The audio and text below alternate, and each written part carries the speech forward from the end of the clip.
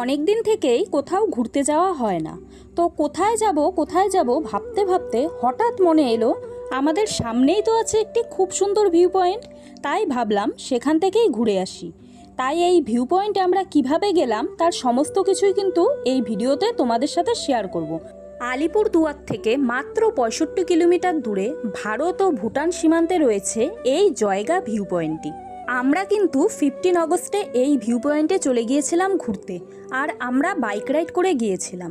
তোমরা চাইলে বাইক, কার আর সরাসরি কিন্তু আলিপুরদুয়ার থেকে বাসেও এই ভিউ পয়েন্টে তোমরা যেতে পারো। তাহলে চলো পুরো বাইক রাইড জার্নিটা তোমাদের সাথে শেয়ার করি। তো আলিপুরদুয়ার শহর থেকে বের হয়েই কিন্তু আমরা সোজা চলে আসলাম প্রকৃতির কোলে।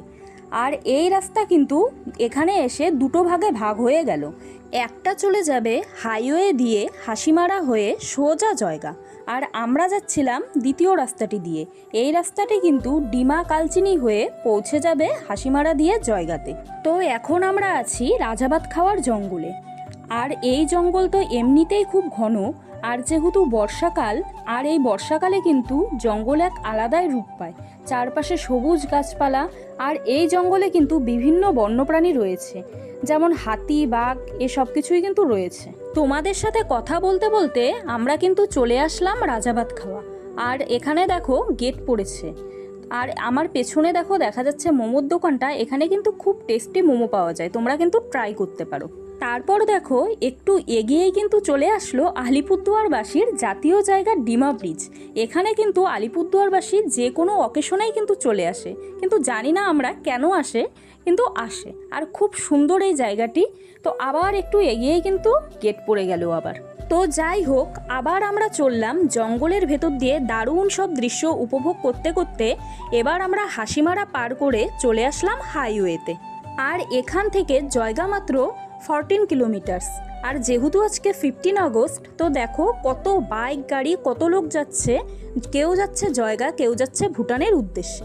আর দেখো এখান থেকেই কিন্তু ভুটান পাহাড়ের খুব সুন্দর দৃশ্য দেখা যাচ্ছে। চারপাশটা দেখো কত সুন্দর লাগছে। তো ফাইনালি কিন্তু আমরা পৌঁছে গেলাম জয়গাতে। আর এই জয়গার ডান দিকের এই রাস্তাটা দিয়ে ঢুকলেই কিন্তু তোমরা পৌঁছে যাবে ভিউ পয়েন্টে। তো দেখো আমরা বাইকে যাচ্ছি। তো গাইস, আমার বর কিন্তু ফার্স্ট টাইম এভাবে পাহাড়ি রাস্তায় বাইক চালালো, আর আমিও কিন্তু ফার্স্ট এভাবে আসলাম। প্রচণ্ডই ভয় লাগছিল, কিন্তু এত সুন্দর ভিউ দেখে ভয় কিন্তু চলে গেল। তো আমরা কিন্তু ভয়কে জয় করে ফাইনালি চলে আসলাম বাইক নিয়ে পাহাড়ের ওপরে ভিউ পয়েন্টে। আর আমরা কিন্তু এখানে 4 জন এসেছিলাম। আমার ছিল দাদা, বৌদি আর আমরা 2 জন। তো চলো এখন তোমাদেরকে এই জায়গাটা ঘুরে দেখাই। জায়গাটা কিন্তু সত্যিই খুব অসাধারণ ছিল। আর সামনেই দেখো ঢুকেই খুব সুন্দর করে লেখা আছে আই লাভ জয়গা। সত্যি খুব সুন্দর জায়গাটি। আর এখান থেকে কিন্তু কিছুটা উঁচুতে উঠলে আরও সুন্দর ভিউ পাওয়া যাবে। তো দেখো আমরা কিন্তু উঁচুতে উঠে যাচ্ছি। তো এখানে উঁচুতে ওঠার পর তো খুব সুন্দর লাগছে চারপাশের ভিউটা। আমরা এখানে কিছু ফটো আর ভিডিওস করে নিলাম।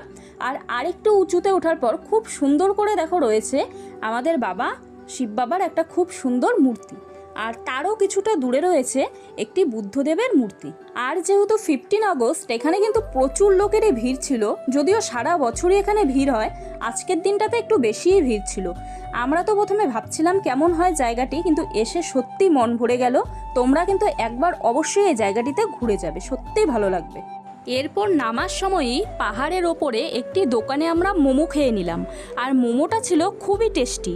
এত সুন্দর ভিউয়ের মাঝখানে মোমো খেতে খেতে তোমাদের জন্য ভিডিও করতে আমি ভুলেই গিয়েছিলাম। যাই হোক, মোমো খেয়ে এরপর আমরা নামলাম আর চললাম বাড়ির উদ্দেশ্যে। তারপর ফেরার সময় একটি ধাবাতে ঢুকে আমরা লাঞ্চ করে নিলাম। এরপর বাড়ি ফেরার পথে পড়লাম এক বিপদে। আমাদের বাইকটা খারাপ হয়ে যাওয়ায় বাইকটাকে আরেক বাইকের সাথে টো করে অনেকটা দূর আমাদের এগোতে হলো। তারপর অনেকটা দূর এগোনোর পর পেলাম এক গ্যারেজ। সেখান থেকে বাইক ঠিক করে তারপর আমরা চললাম আবার বাড়ির উদ্দেশ্যে। তো বন্ধুরা, এই ছিল আজকের ভিডিও।